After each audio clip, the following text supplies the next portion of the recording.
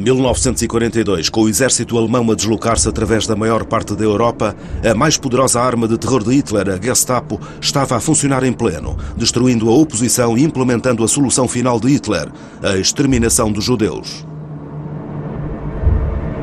O que tinha começado como uma força de polícia doméstica tinha agora poder de vida e morte sobre milhões. À medida que o Terceiro Reich se precipitava para a sua destruição e Hitler se enfurecia no seu bunker, a Gestapo iria penetrar em novos níveis de desregramento e brutalidade. Mas no rescaldo da guerra, os seus oficiais iriam simplesmente desaparecer. E o maior mistério de todos permanece: o destino do criador da Gestapo, Heinrich Müller. A Gestapo, terceiro episódio. O final. Desde 1933 que os alemães tinham vivido apavorados com a Gestapo, mas o que iriam ver nos anos de declínio do Reich de Hitler ultrapassaria os seus piores pesadelos. Munique, capital da Baviera. Tinha sido aqui o recinto da criação do movimento original nazi, mas no início de 1943 começaram a aparecer panfletos à volta da universidade e pela cidade em nome de um grupo chamado Rosa Branca. Falavam acerca do número crescente de alemães que estavam desapontados com a guerra e com a forma como Hitler a geria. Eram dirigidos especialmente a jovens. O povo alemão está atento. Tivemos de o fazer antes, quando Napoleão governava. Agora vamos revoltar-nos contra esta liderança, contra este regime. A Gestapo reagiu com rapidez e veneno. O grupo Rosa Branca era constituído por dissidentes inexperientes, liderados pelos jovens irmãos Sophie e Hans Scholl. Não tardou muito até que a Gestapo apanhasse praticamente todos os membros do grupo. Em fevereiro de 1943, após um breve pseudo-julgamento, os Scholls, juntamente com outros estudantes do Rosa Branca, foram executados. A Gestapo tinha feito uma poderosa declaração pública, já que estavam a enfrentar algo novo, uma enorme e crescente onda de oposição em casa. Grande parte desta oposição era incitada pela sorte da Alemanha na guerra, que estava a declinar rapidamente. O ataque ao leste tinha falhado, o frio penetrante do inverno russo tinha cobrado o seu preço e a Wehrmacht tinha sofrido perdas enormes. Quase 1 milhão de homens tinha morrido, a maior parte deles em Stalingrado, na maior batalha individual a que o mundo alguma vez assistira.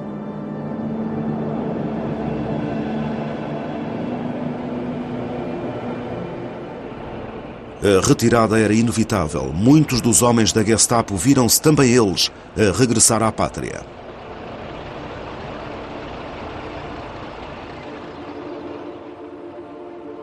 Mas esta não era a Alemanha confiante que tinham deixado para trás, embora a liderança parecesse continuar a acreditar no sonho nazi.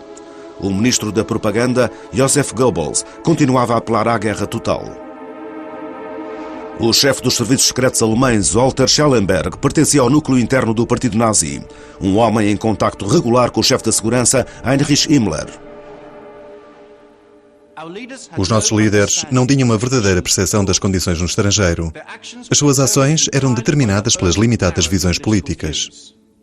Nenhum deles estava disposto a passar do reconhecimento dos factos à conclusão inevitável de que a ideia de vitória era impossível. Mas o próprio povo alemão começava a perceber que a guerra estava condenada. Houve um recrudescimento de raiva e os desafios da Gestapo aumentaram. Nos últimos anos de guerra começaram a voltar a sua atenção cada vez mais para a sociedade alemã, à medida que os receios que os nazis tinham que o colapso da Frente Nacional viesse à superfície. A propaganda podia ter vindo a dizer ao povo alemão uma coisa, mas nas suas casas eles escutavam outra. A rádio, outrora o canal mais eficaz da propaganda do governo, estava agora a tornar-se uma ameaça à liderança nazi, já que as ondas de rádio não conhecem fronteiras. Hier spricht die Stimme aus Amerika. Zunächst die wichtigste Nachricht. In den Nächten zum Sonntag und Montag hatte die Royal Air Force 2 Großangriffe auf Berlin ausgeführt. Ouvir emissões estrangeiras não só era ilegal como uma traição. Portanto, a Gestapo exerceu medidas repressivas. O meu avô era um radioamador entusiasta e ouvia sempre a rádio inglesa.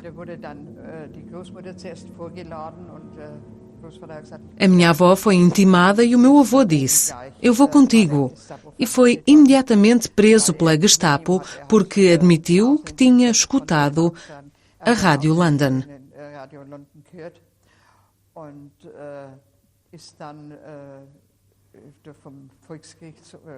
O tribunal condenou-o a 2 anos e meio de prisão por ter ouvido emissões inimigas. A Gestapo não estava a negligenciar a sua outra tarefa de completar o esquema de purificação racial, a solução final. Foi algo de que o chefe da Gestapo, Müller, se ocupou pessoalmente. Tinha sido o seu tema na conferência de Wannsee e Müller sentia orgulho em levá-la a cabo e terminá-la. Restavam poucos judeus puros na Alemanha, mas Müller estava determinado a livrar-se de todos eles. Havia regulações complicadas acerca do sangue judeu e do casamento de pessoas de diferentes raças. Até agora, os judeus casados com arianos tinham tido sempre alguma proteção e conseguido evitar os campos, mas isso já não era suficiente para deter a Gestapo. O pai de Clara Helen Greding era judeu e a sua mãe protestante. Em 1919, ela própria casara com um protestante, um homem de negócios com quem tinha tido 3 filhos. Trabalhou com crianças incapacitadas no hospital de Kronberg, tendo-se também voluntariado para a Cruz Vermelha. Era uma cidadã modelo, mas isso não impressionou a Gestapo.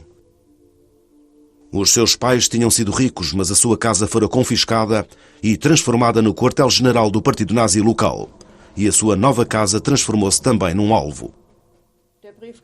A caixa do correio foi então manchada com uma frase: "Vive aqui uma judia."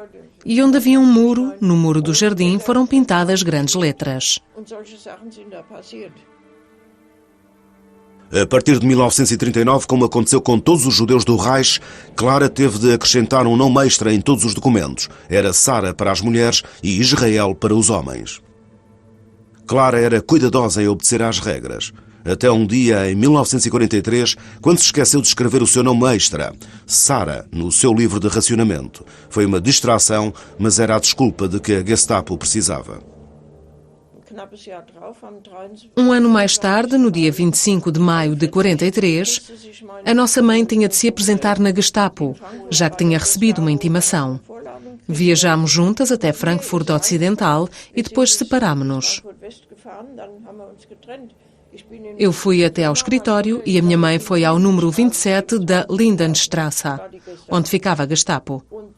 Concordámos que, se não soubéssemos nada até ao meio-dia, íamos até lá. Não ouvimos nada, por isso encontrámo-nos e fomos até lá. Lindenstrasse 27, quartel-general da Gestapo, Frankfurt. Foi aqui que Clara e as suas filhas encontraram o homem conhecido como o comparsa da morte.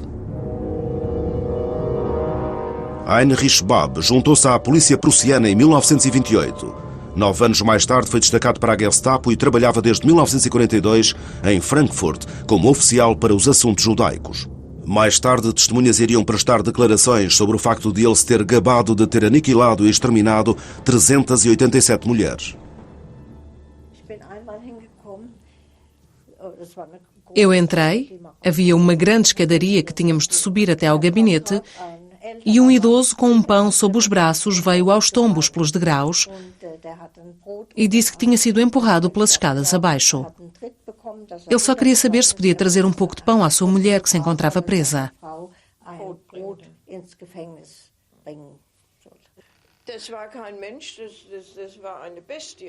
Ele não era um ser humano, era um animal. Não sei como descrever alguém como ele. Frio. Não se conseguia ser mais frio. Gordo, inchado, como na foto, era esse o seu aspecto. Como na foto dos jornais. Gordo, careca, sarcástico e insolente. Seguindo instruções de Müller, a Gestapo continuava a encher campos de concentração com judeus deixados passar na primeira deportação. A 10 de janeiro de 1944, Clara Greding foi colocada num comboio que se dirigia para leste. A 19 de fevereiro de 1944, recebemos uma pequena mensagem na caixa do correio. Como é que o postal chegou até nós, não sabemos. Uns dias mais tarde, recebemos a mensagem seguinte com a certidão de óbito de Auschwitz. Era uma abordagem típica de Müller. Para ele, a burocracia que condenara Clara à morte era um instrumento útil e a erradicação completa dos judeus um objetivo digno de despender os recursos da Gestapo. Era uma crença totalmente partilhada por Hitler. Temos de nos lembrar que para Hitler, para os nazis e para Himmler, os judeus eram outro inimigo. De facto, eles eram o maior dos inimigos. Era o inimigo por detrás das potências inimigas. Os pósteres de propaganda tornavam-no bastante claro. A figura de um judeu demoníaco, estereotipado, apoiando tanto a União Soviética como os Estados Unidos, na forma do capital internacional.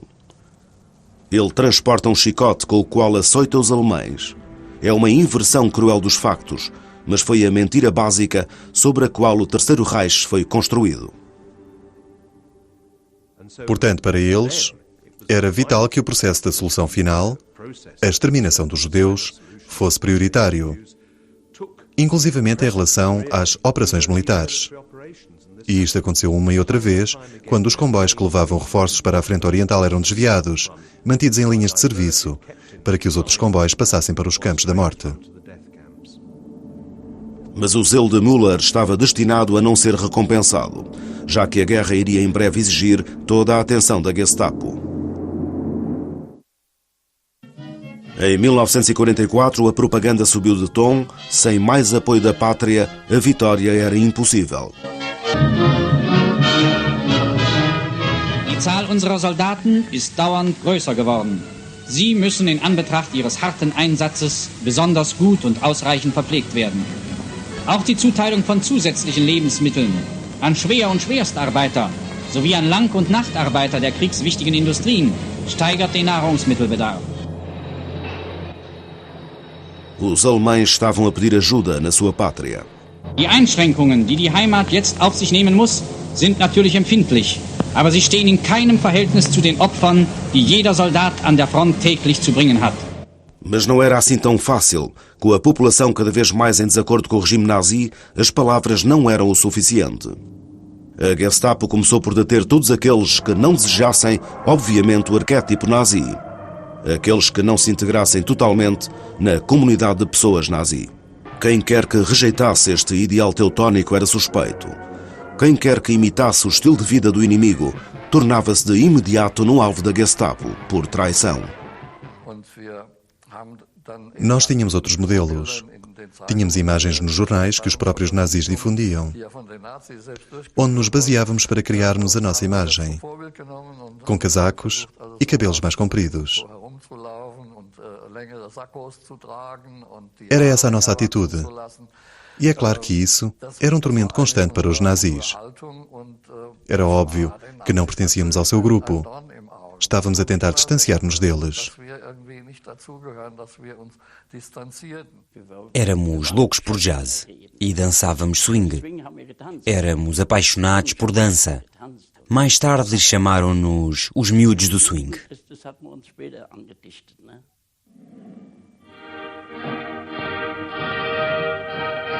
A máquina de propaganda ia em quinta velocidade, denegrindo viciosamente os americanos e os negros em particular.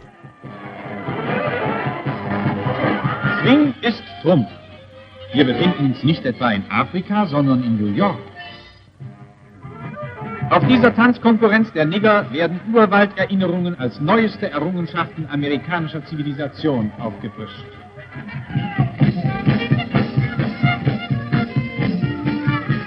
Und weiße Menschen legen anscheinend Wert darauf, die Nigger noch zu übertrumpfen.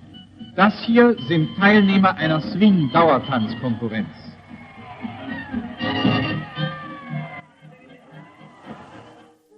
Os miúdos do swing alemães eram apenas miúdos que se queriam rebelar.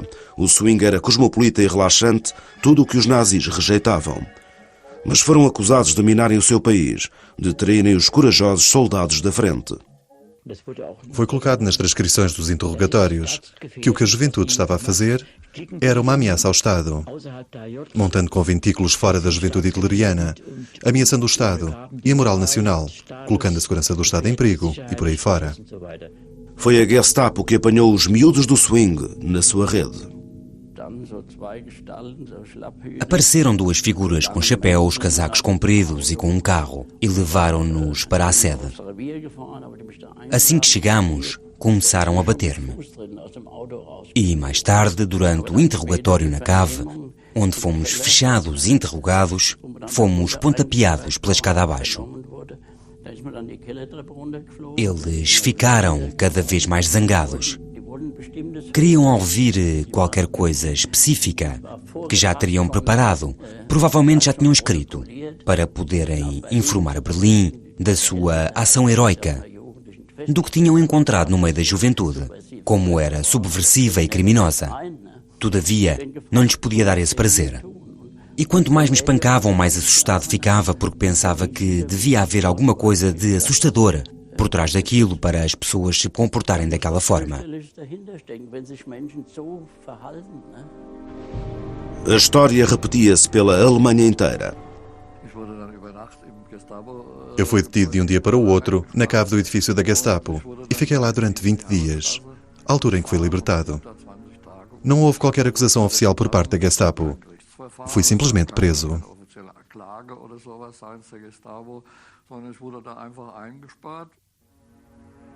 A Gestapo podia prender e torturar com total impunidade. Todas estas pessoas eram funcionários públicos. Estavam protegidos pela permissão do Estado e eram capazes de assassinar sem terem de se justificar posteriormente sobre os motivos que os tinham levado a atirar sobre alguém. Não havia quaisquer limites. Eram todos potenciais assassinos insensíveis. Embora o apoio entre os alemães comuns não fosse o mesmo de outrora, a Gestapo continuava a depender fortemente de informadores. Os ficheiros que mantinham tão religiosamente em cada um dos seus gabinetes contêm todas essas denúncias e registros das ações que se seguiram. Qualquer cidadão alemão podia agora cair vítima da Gestapo. Anne-Marie S. foi denunciada à Gestapo como prostituta. Foi levada ao quartel-general da Gestapo em Colónia, a Casa Elde, no dia 7 de novembro de 1942. Detiveram-na sem acusação durante 2 semanas e depois libertaram-na, com uma restrição. Ela devia regressar a casa todas as noites antes da meia-noite. Durante 2 anos, obedeceu. Então, uma noite chegou 15 minutos mais tarde. Denunciada por um vizinho, foi presa e deportada para o campo de concentração de Ravensbrück. 2 meses mais tarde, foi morta.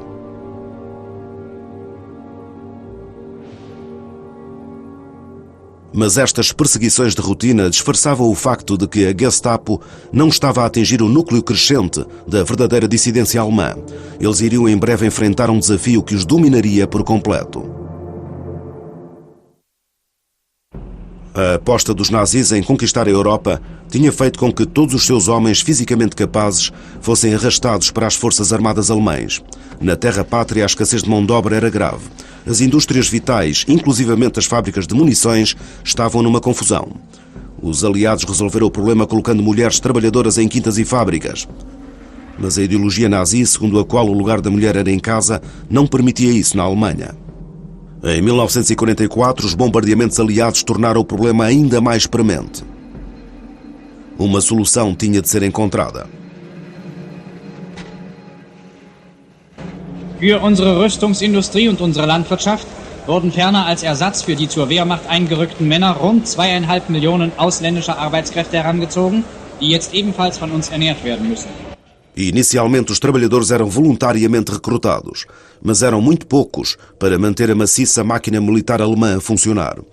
Portanto, as autoridades voltaram-se para o trabalho forçado e começaram a importar trabalhadores dos territórios ocupados pela Alemanha. No final, quase 7 milhões deles. A Gestapo recebeu a tarefa de escolher candidatos para esta tarefa involuntária. Uma das maiores migrações forçadas que o mundo jamais viu.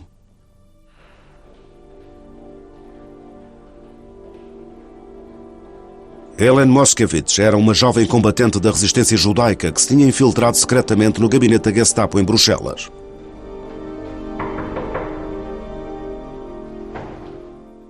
Uma das minhas tarefas diárias consistia na seleção de várias listas de centenas de nomes e endereços, classificando-as por bairro e horas de nomes e ética.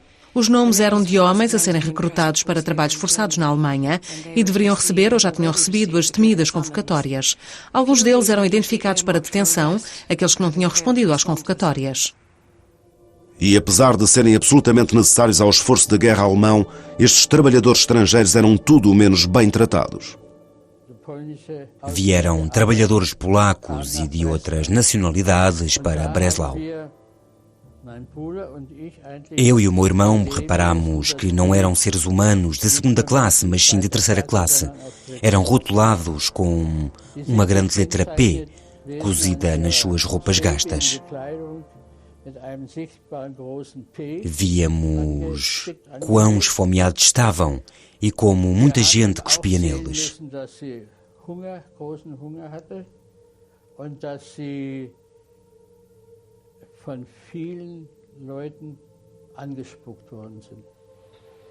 Mas nem todos os alemães eram hostis. Alguns davam sorrateiramente aos trabalhadores comida e bebida. Para a Gestapo, esta força de trabalho alienada representava um enorme problema de segurança. A sua solução era previsível. Na ausência de um verdadeiro serviço de informações, as autoridades escolhiam aleatoriamente pessoas, condenando-as exemplarmente. O trabalhador forçado italiano Salvatore Bertorelli foi falsamente acusado de sabotagem. Havia um alpendre como esta sala aqui e eu estava a cortar madeira. O capataz entrou e disse-me: sai. Eu saí imediatamente. Atrás da porta estavam dois homens grandes, corpulentos, da Gestapo. E eu saí completamente inocente. E é claro que eles agarraram-me. Quando vi a Gestapo pensei: há aqui um problema, um grande sarilho, e urinei pelas calças abaixo. Ele foi enviado para um campo de concentração especial administrado pela Gestapo, para a chamada educação laboral. Para a maioria era uma sentença de morte. Eu estava a olhar para fora da vedação e havia um prisioneiro italiano ajoelhado fora do campo, fazendo um caminho ou uma faixa de rodagem. Ele estava a colocar uns tijolos no chão, de lado. Estava ajoelhado. Passaram dois oficiais. Eu estava a olhar pelo buraco da fechadura e um deles pegou na pistola e matou-o a tiro. Sem mais nem menos. Bertorelli teve sorte, sobreviveu até o campo ser libertado pelos soldados britânicos. 20 de abril de 1944, aniversário de Hitler. Um dia de comemoração nacional, quando os diversos dirigentes se empenhavam para se superarem uns aos outros em presentes para agradarem ao Führer. No passado consistiam em notícias de novos êxitos contra o inimigo. Este ano, contudo, havia menos para oferecer. Das Geschenk des deutschen Volkes zum Geburtstag Adolf Hitlers war ein einziges Bekenntnis der Treue zum Führer, des festen Willens zum Kampf und unbeugsamen Widerstand bis zum Sieg. In der Reichshauptstadt, mit dem Wachregiment ziehen die Berliner die Straße unter den Linden entlang. As bandeiras de papel e a parada militar foram um pálido eco das concentrações gigantes de outrora. A técnica da Gestapo de terror implacável, indiscriminado, era bem sucedida para manter os dissidentes sob controlo, pelo menos à superfície. Mas a sua incapacidade para reunir verdadeiras informações era uma fraqueza que lhes tinha saído caro no passado e iria acontecer de novo. Os militares, com o seu próprio código de honra, nunca tinham sido penetrados pelos espiões da Gestapo. E, contudo, havia tradicionalistas militares colocados em altos postos que desprezavam cada vez mais os nazis.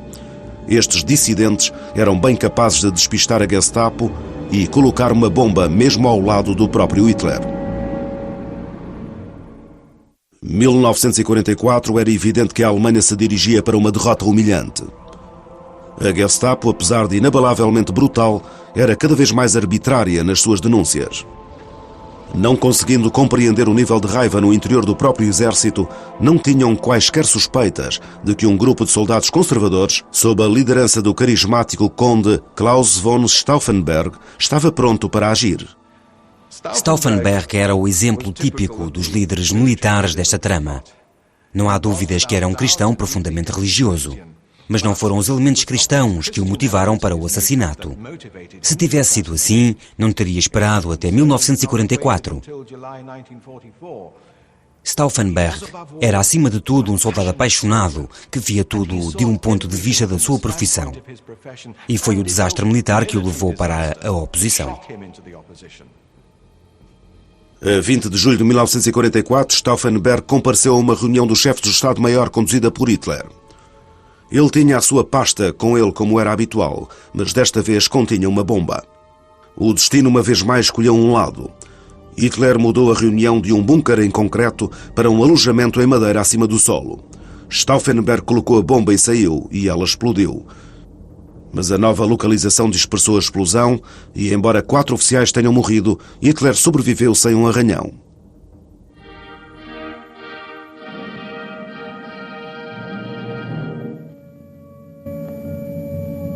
Das ist der Schauplatz des verbrecherischen Anschlages, den ein kleiner Kreis gewissenloser Offiziere am 20. Juli auf den Führer und auf den Stab der Wehrmachtführung verübte. Foi o caos.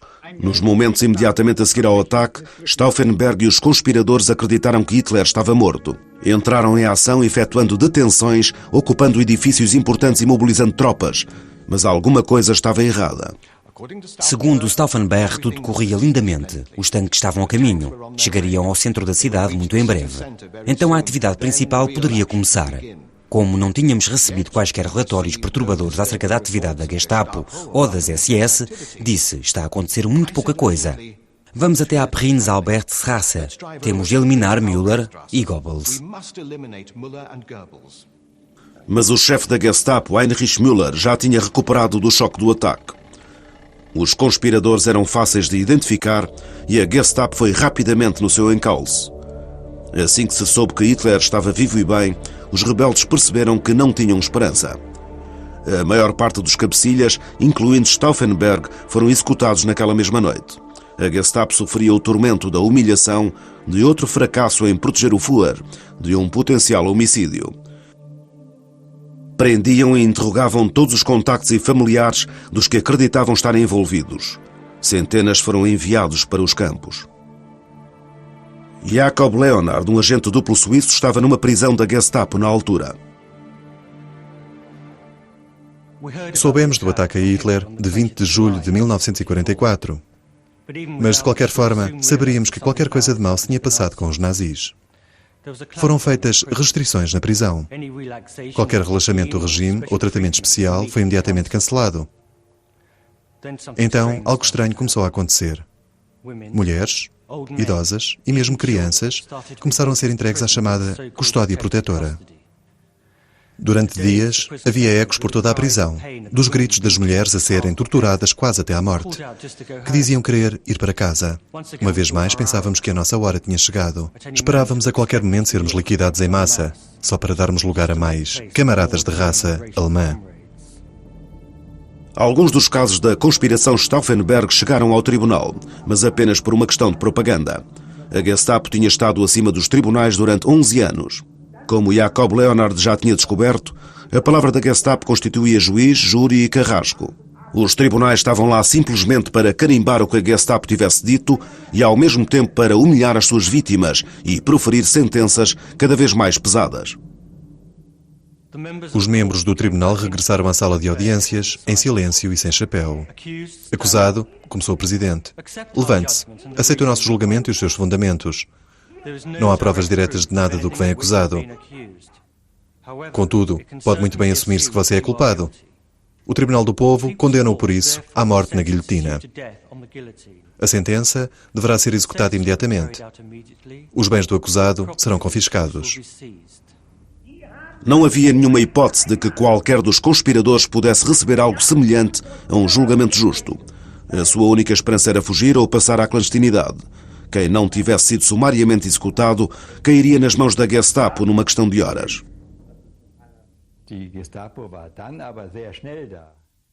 A Gestapo apareceu lá muito rapidamente, no mesmo dia, e depois era constantemente. O pai de Franz von Hammerstein, Kurt, já tinha morrido como oficial leal ao exército que desprezava Hitler e os seus assassinos. 2 dos seus filhos, Konrad e Ludwig, faziam parte do plano de Stauffenberg e a Gestapo depressa descobriu. Eles tentaram descobrir junto de nós onde estavam os meus irmãos. Nós fingimos que não sabíamos de nada e resultou.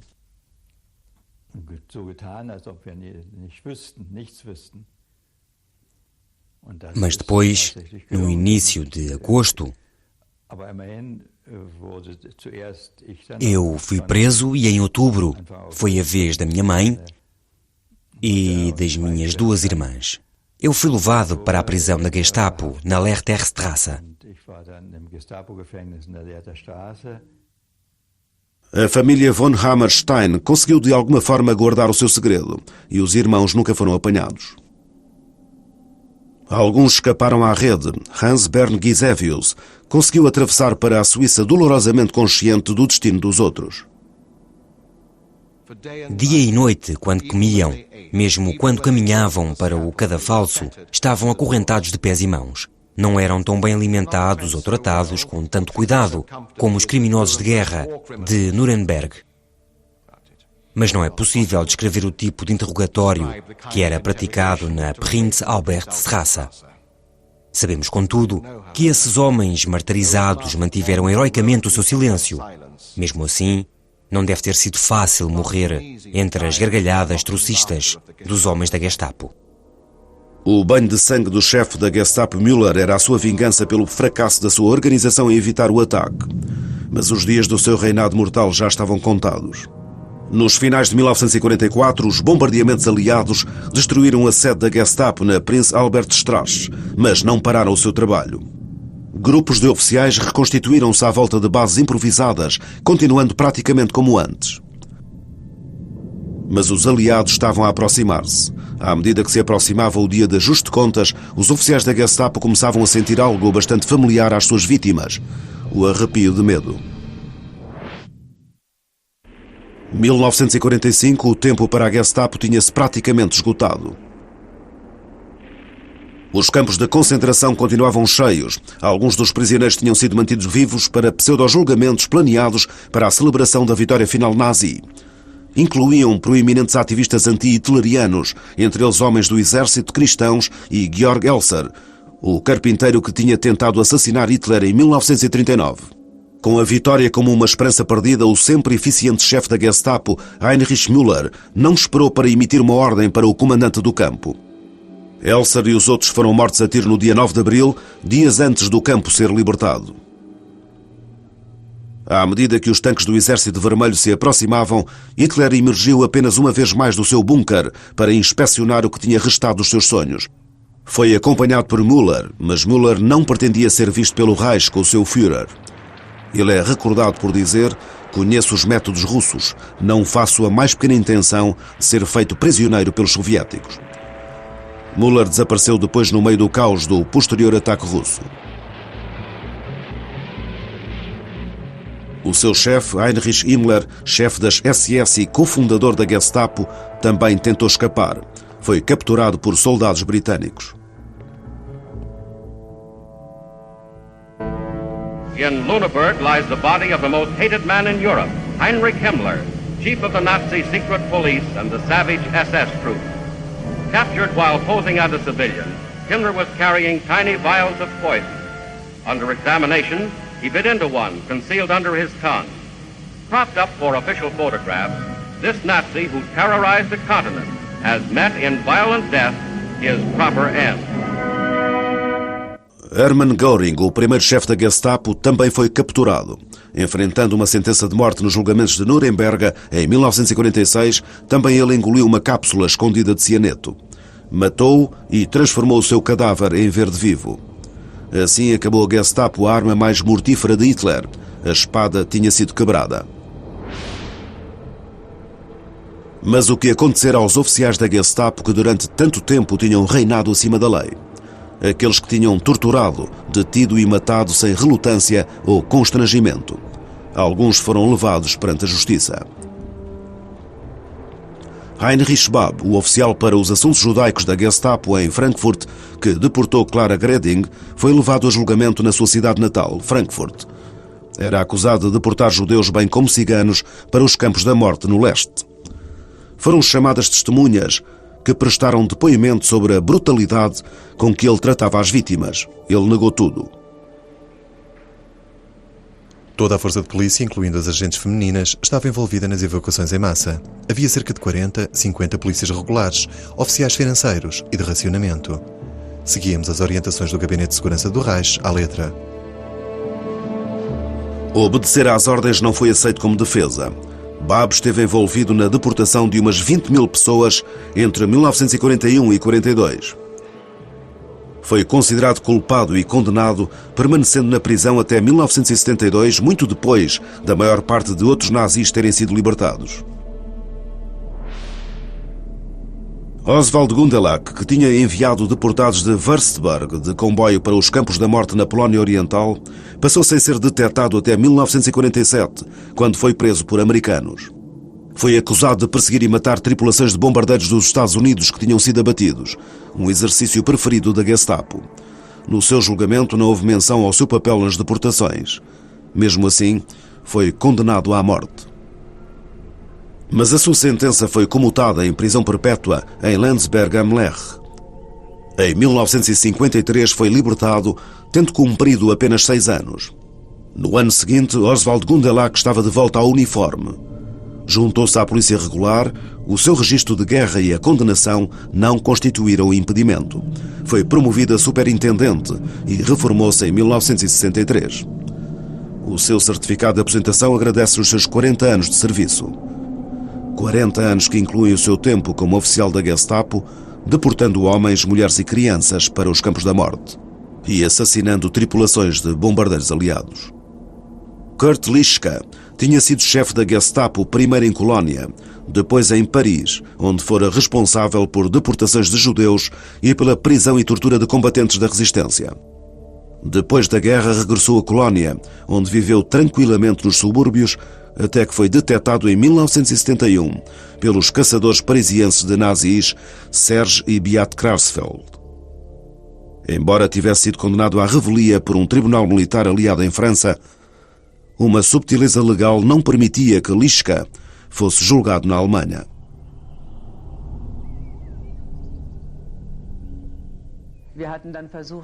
Tentámos trazer Lischka para a França ao Tribunal Militar francês que o podia condenar.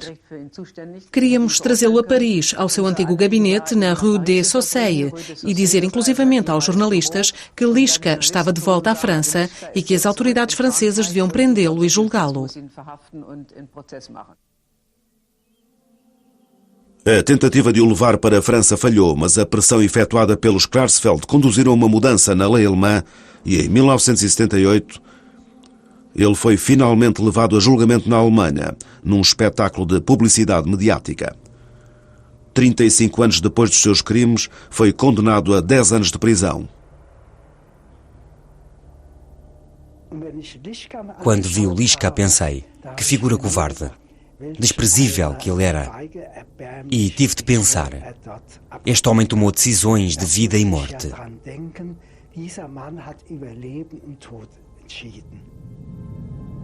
Em 1960, Adolf Eichmann, chefe burocrático da Solução Final e oficial da Gestapo, foi raptado do seu esconderijo na Argentina e levado a responder perante um tribunal israelita. O homem que se recostara à volta da lareira com Heydrich e Müller, depois de planear o genocídio de milhões, encontrava-se agora a ser julgado. Também ele afirmava ter seguido ordens e, como um mero homem de gabinete, não matara ninguém. In Ihrer polizeilichen Vernehmung sagten Sie, dass wenn Ihnen der Reichsführer gesagt hätte, dass Ihr Vater ein Verräter sei, hätten Sie ihn eigenhändig erschossen. Ist das richtig? Wenn er Verräter gewesen wäre, an Nein, wenn der Reichsführer Ihnen gesagt hätte, Hätten Sie ihn erschossen, Ihrem eigenen Vater? Dann setzt es voraus, er hätte mir es nachweisen müssen. Wenn er es nachgewiesen hätte, wäre ich verpflichtet gewesen, gemäß meinem Verhandlungen. Hat man Ihnen nachgewiesen, dass die Juden müssen vernichtet werden? Ich habe sie nicht vernichtet. Mas havia evidências suficientes para provar que Eichmann tinha de facto o sangue de milhões nas suas mãos. O assistente de Eichmann, Dieter Wischlicheny, deu provas disto no seu julgamento. Eichmann disse-me que as palavras solução final significavam o extermínio biológico da raça judaica. Eu percebi que a ordem significava uma sentença de morte para milhões de pessoas e que o poder para executar esta ordem estava nas mãos de Eichmann, sujeito à aprovação de Heydrich. E, contudo, Eichmann negou toda a responsabilidade. Meine Schuld ist mein Gehorsam, meine Unterwerfung unter Dienstpflicht und Kriegsdienstverpflichtung, unter Fahneneid und Diensteid. Die Führerschicht, zu der ich nicht gehörte, hat die Befehle gegeben. Sie hat meines Erachtens mit Recht Strafe verdient für die Gräuel, die auf ihren Befehlen an den Opfern begangen wurden. Aber auch die Untergebenen sind jetzt Opfer. Ich bin ein solches Opfer. Eichmann foi condenado à morte. Mas ele é a exceção em vez de constituir a regra. Talvez o mais espantoso em toda a história da Gestapo seja o facto de tão poucos dos seus oficiais terem sido punidos pelos seus crimes. Mesmo oficiais importantes conhecidos por serem culpados de crueldade gratuita sobreviveram ao processo de expurgação do nazismo e voltaram a entrar na polícia regular. A maioria dos oficiais da Gestapo, cujas ações tinham levado terror, sofrimento e morte a milhões, limitaram-se a retirar as suas suásticas e prosseguiram com as suas carreiras. Pelo simples facto de se convencerem que eram apenas polícias comuns, apanhados num ciclo de loucura imaginado por Hitler. Os feitos daqueles anos dissolveram simplesmente nas suas mentes. Quanto a Müller, cuja eficiência insensível tinha moldado a Gestapo e forjado a sua reputação, o seu destino é um mistério. O seu corpo não estava entre os que foram encontrados no bunker com Hitler. Houve um rumor que ele tinha ido ter com os russos a Berlim, em maio de 1945, e que apareceu em Moscovo, onde continuou os seus ofícios como agente da polícia secreta. Outra história diz-nos que foi recolhido pelos americanos. E esta ganha alguma credibilidade quando nos lembramos o que aconteceu a Klaus Barbie, o chefe da Gestapo em Lyon, que foi de facto recrutado pelos americanos, depois da guerra, como perito em subversão e atividades comunistas. Nenhum destes rumores teve qualquer substância, e a melhor evidência que temos, embora circunstancial, sugere que Müller foi morto nos últimos dias da guerra. Houve muitas pessoas que fizeram parte daquele círculo à volta de Hitler, no bunker, nos últimos dias que afirmaram ter visto o seu corpo. Ao contrário de Himmler e Heydrich, Müller tinha permanecido anónimo e apenas ele, entre os chefes da Gestapo, poderia ter caminhado pelas ruas de Berlim sem ser reconhecido. Existe uma sepultura com o seu nome, mas quando foi investigada, provou conter os cadáveres de 3 pessoas. Nenhuma delas era Müller. Em última análise, a Gestapo não podia ter sido tão eficaz sem a cumplicidade de pessoas. A sua incapacidade para evitar assassinatos demonstra a sua insuficiência como força de polícia. Mas distinguiu-se no encorajamento dos instintos mais básicos das pessoas. Edificou um clima de medo no qual a mesquinice e o assassinato puderam florescer, onde a denúncia era um modo de vida e onde a oposição se transformou em crime mortal.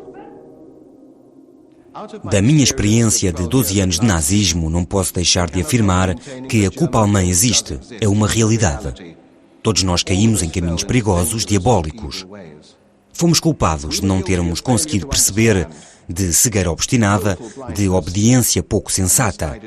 Numa análise final, houve milhões de pessoas pelo mundo fora que fizeram um pacto com as forças da Revolução Nazi e só despertaram quando a Revolução os engoliu vivos.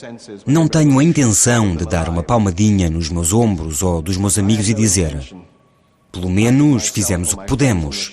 O sucesso dos nossos esforços oposicionistas prova que deveríamos ter feito muito mais.